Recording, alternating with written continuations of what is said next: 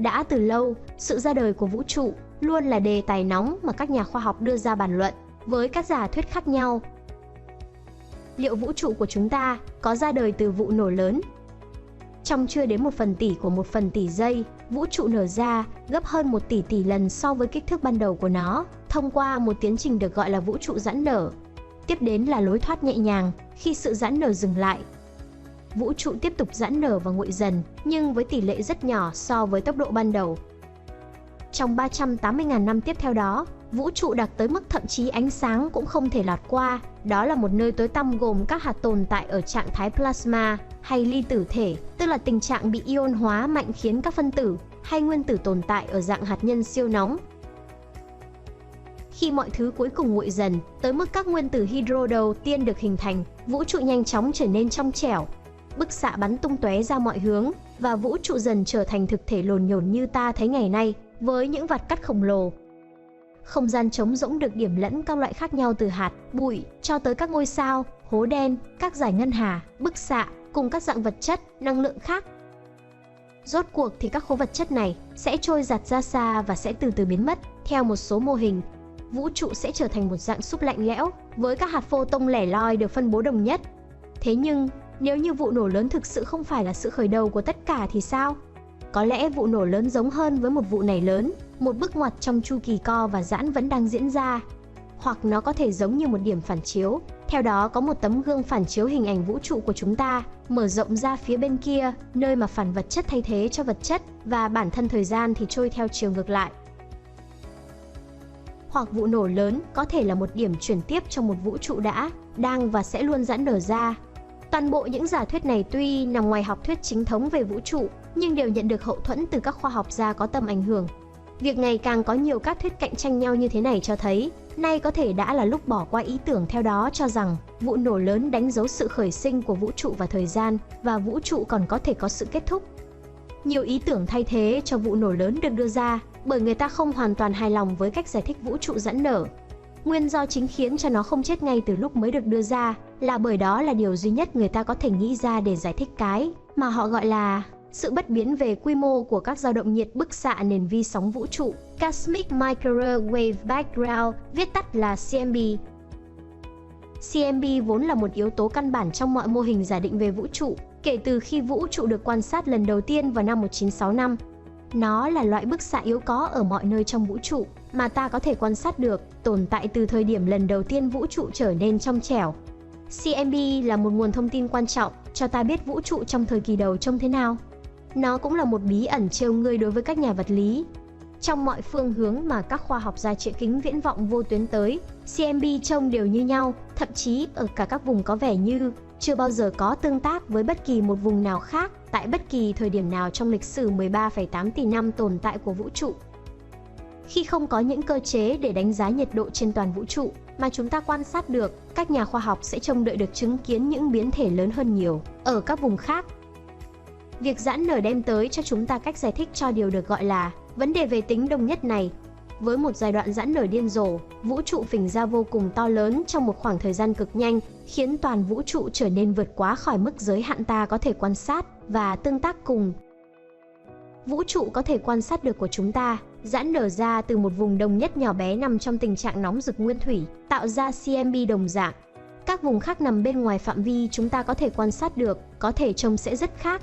Giãn nở có vẻ như đủ sức thuyết phục để hậu thuẫn cho các dữ liệu mà chúng ta có thể mặc định chấp nhận. Chúng ta không biết chắc chắn là điều này đã xảy ra, nhưng nó có vẻ như khá phù hợp với các dữ liệu và là điều mà hầu hết mọi người thừa nhận là nhiều khả năng xảy ra. Nhưng luôn có những khiếm khuyết đi kèm với thuyết này. Đáng chú ý là không hề có cơ chế cụ thể nào kích hoạt sự giãn nở, cũng không có lời giải thích nào khả thi có thể kiểm chứng được về việc sự kết thúc duyên dáng của vũ trụ sẽ xảy ra như thế nào. Một cách lý giải được những người đề xuất thuyết giãn nở đưa ra, đó là các hạt tưởng tượng theoretical particles đã tạo thành một cánh đồng giãn nở, từ đó dẫn đến sự giãn nở. Sau đó, các hạt này phân rã thành các hạt mà ta thấy được ngày nay. Nhưng ngay cả khi đưa ra cách lý giải này, thì việc giãn nở lại khiến cho các dự đoán đã có cho tới nay trở nên không thể khẳng định được độ chính xác. Lý thuyết này nói rằng không thời gian hẳn đã bị vặn xoắn bởi các sóng hấp dẫn nguyên thủy, vốn bắn thia lìa khắp vũ trụ với vụ nổ lớn. Nhưng trong khi một số loại sóng hấp dẫn đã được phát hiện ra, thì không hề có sóng hấp dẫn nguyên thủy nào được tìm thấy cho đến nay để củng cố cho thuyết này. Vật lý lượng tử cũng buộc các thuyết về giãn nở rơi vào lãnh địa rất rối rắm. Các biến thiên lượng tử được dự đoán là nguyên nhân gây ra giãn nở, khiến không gian vỡ ra thành vô số các mảnh mang những thuộc tính vô cùng khác nhau, một đa vũ trụ, trong đó bất kỳ điều gì ta có thể tưởng tượng được cũng đều có thể xảy ra. Vấn đề có thể nằm ở chính bản thân vụ nổ lớn, và ở ý tưởng theo đó cho rằng đã có sự bắt đầu của không gian và thời gian. Thuyết vụ này lớn, đồng ý với bức tranh vụ nổ lớn về một vũ trụ cực nóng và đặc, từ 13,8 tỷ năm trước bắt đầu giãn nở ra và nguội dần. Nhưng thay vì coi đó là sự khởi sinh của thời gian và không gian, thuyết này coi đó một thời khắc chuyển đổi từ giai đoạn không gian co lại trước đó. Với một cú nảy thay vì là cú nổ, các phần cách xa nhau trong vũ trụ sẽ có đủ thời gian để tương tác với nhau và tạo thành một vũ trụ đơn nhất, trơn tru, trong đó các nguồn bức xạ CMB có cơ hội để trải đều ra. Trên thực tế, có thể là thời gian đó đã và đang tồn tại vĩnh viễn. Và nếu như một cú này xảy ra trong quá khứ, thì tại sao lại không có nhiều cú này? Trong trường hợp đó, có vẻ hợp lý khi nói rằng trong tương lai chúng ta sẽ có một cú. Vũ trụ giãn nở của chúng ta có thể sẽ bắt đầu co lại, trở về trạng thái đặc và bắt đầu lại chu kỳ này. Thuyết vũ trụ gương.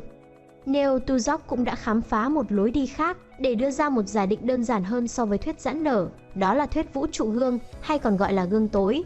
Thuyết này dự đoán rằng có sự tồn tại của một vũ trụ khác, trong đó phản vật chất chiếm ưu thế, nhưng chịu sự kiểm soát bởi các định luật vật lý giống như trong vũ trụ của chúng ta.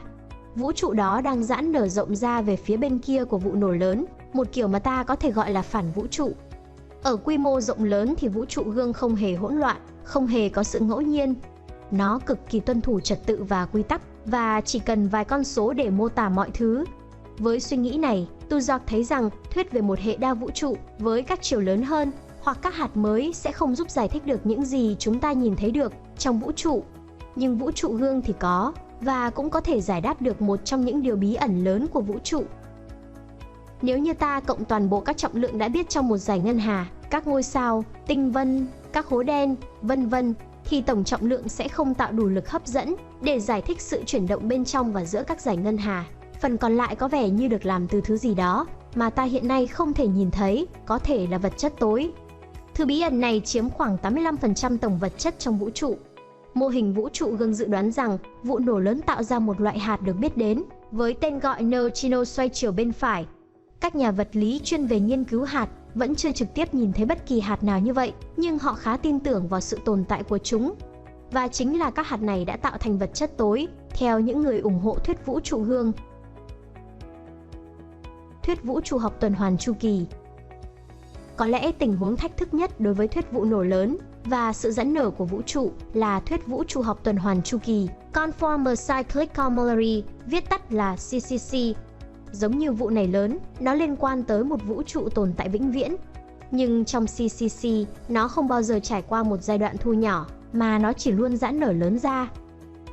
Bức tranh toàn cảnh mà chúng ta biết ngày nay, toàn bộ lịch sử của vũ trụ, gọi là một niên kỳ trong một loạt nối tiếp các niên kỳ.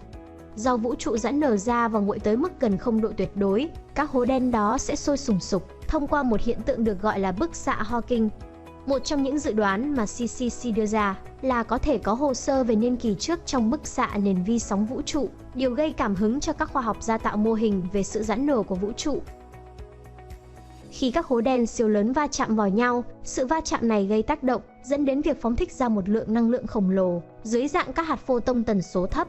Trong 380.000 năm đầu tiên của niên kỳ hiện nay, những thứ này không gì khác hơn là những chấm nhỏ xíu giữa vạn vật, nhưng do vũ trụ giãn nở rộng ra, chúng trông giống như các vết bẩn trên bầu trời.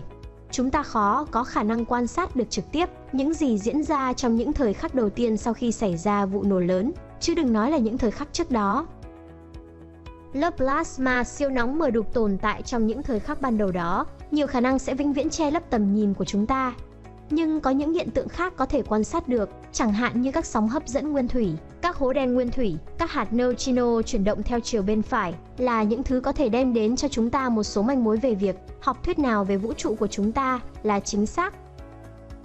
Khi chúng ta phát triển các học thuyết mới và các mô hình mới về vũ trụ, những thứ đó sẽ đem lại cho chúng ta những dự đoán thú vị về những điều mà ta có thể tìm kiếm. Niềm hy vọng không nhất thiết phải là chúng ta sẽ nhìn thấy trực tiếp sự khởi sinh, mà là thông qua một số cách đi đường vòng, ta sẽ hiểu rõ hơn về bản thân cấu trúc vật lý của vũ trụ. Cho tới khi đó thì câu chuyện về vũ trụ của chúng ta, về sự khởi sinh và về việc liệu rồi có đến một ngày nó đi đến đoạn kết thúc hay không, sẽ vẫn là một chủ đề đáng phải bàn luận.